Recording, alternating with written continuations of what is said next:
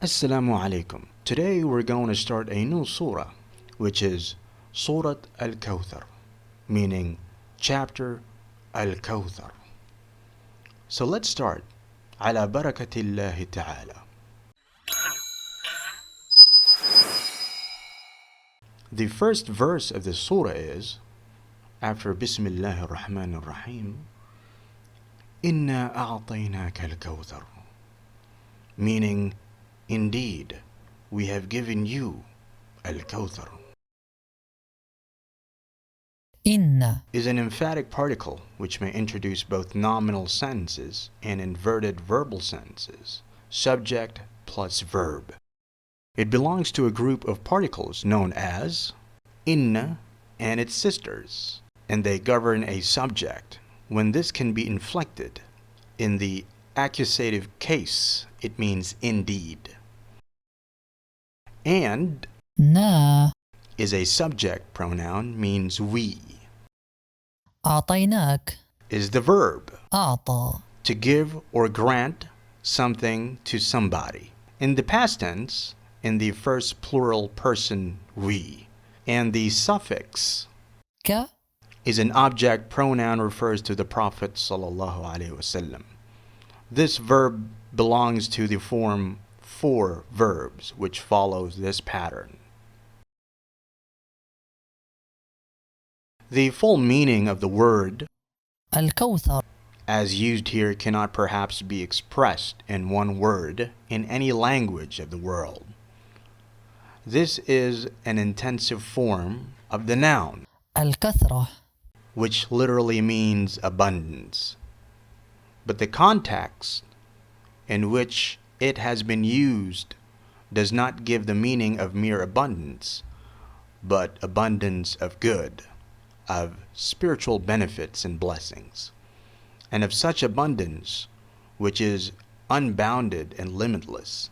And it does not imply any one good or benefit or blessing, but abundant of countless benefits and blessings. الكوثر Implies great blessings, which is الله تعالى will bestow on him in the hereafter.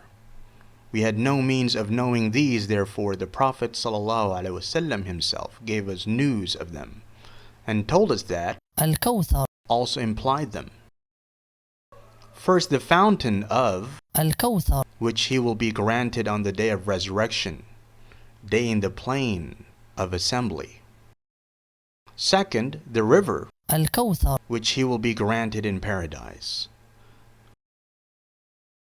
Now, the declension of this verse is إنا a conjunctional particle with its subject, أعطيناك is a verb in the past tense with its subject and object, and الكوثر is its second object, and the verbal sentence is a predicate of. إن Now, moving on to the next verse is فَصَلِّ لِرَبِّكَ وَانْحَرْ, meaning, so, pray to your Lord and sacrifice. ف Is a conjunction that means so, then, for that reason, or therefore. صلي Is the verb, صلى to pray in the imperative in the second singular masculine person, you, refers to the Prophet ﷺ. This verb belongs to the form second verbs, which follows this pattern. لي To or for is an inseparable preposition, introduces here in the indirect object of a verb, indicating the person or thing towards which the action of the verb is directed, whose here, ربك meaning your Lord. انحر Is the verb, نحر meaning to slaughter or to sacrifice in the imperative in the second singular masculine person, you, refers to the Prophet ﷺ. This verb belongs to the basic strong form of verbs, which all its radicals are strong or sound, meaning there is no weak letter between them. The context in which this command has been enjoined is considered its meaning clearly seems to be, O Prophet, when your Lord has granted you so many and so splendid blessings, then you should perform the prayer only for his sake and offer sacrifice only for his sake. This command was given in the environment when not only the pagans of Quraysh, but the pagans of entire Arabia and the world worshipped their self-made gods and offered sacrifices at their shrines. Therefore, the intention of the command is contrary to the polytheistic practice. You should remain steadfast to your creed. Your prayer is only for Allah Ta'ala, and your sacrifice is also for Him alone.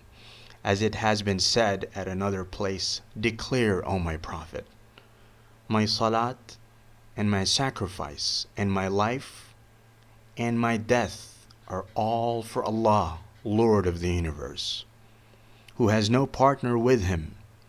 This is what I have been enjoined, and I am the first to surrender to Him. Surah Al-An'am, ayats 162 to 163. Now the declension of this verse is a conjunction, صلي is a verb in the imperative with a hidden subject, لربك is a prepositional phrase, وانحر is a conjunction, is a verb in the imperative with a hidden subject. And now the last verse is إِنَّ شَانِئَكَ هُوَ الْأَبْتَرُ, meaning, indeed, your enemy is the one cut off.